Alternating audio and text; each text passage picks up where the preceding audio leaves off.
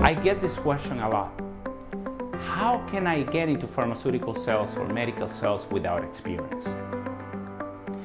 The truth is, there are a lot of positions out there that are posted, that are available, but many of them require experience. But how the hell can you get experience if nobody gives you an opportunity, right? That's like a freaking paradox. That's a big obstacle.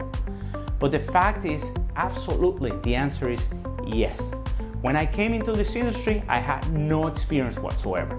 Most of my students that they're working in other industries and they want to make a career change to medical sales or pharmaceutical sales, they have no experience in the field and they make it. They cross the line all the time. So it's absolutely possible. So there are several strategies that you can apply, but one of them is actually start looking for positions that they say entry level. I mean, they say entry level for a reason. They require no experience, right? So that's one of the strategies that I can tell you. However, it's not as simple as that, because as you can, I don't know how long you've been trying to become a pharmaceutical sales rep, but you probably realize that it's not as easy as it sounds. There's a lot of competition out there, and that's why you have to implement other strategies that are going to help you.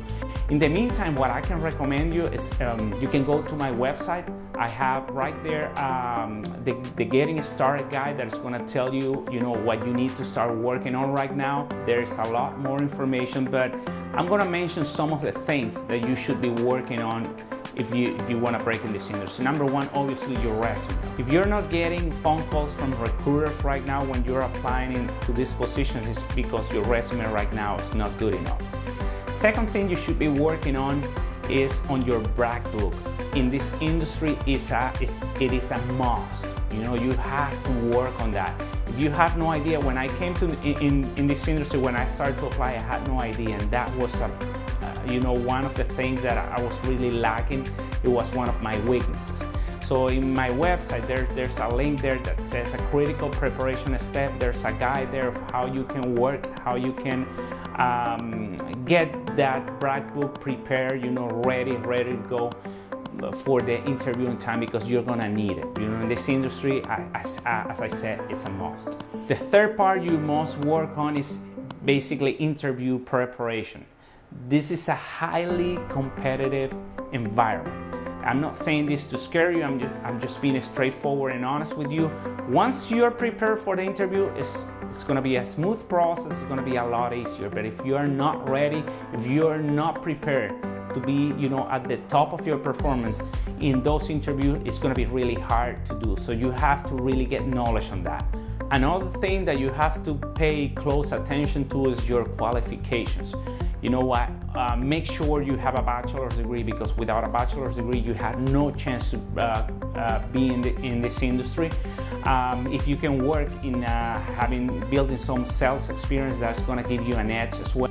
And make sure you don't possess any of the disqualifying factors. You can also take a look at my blog.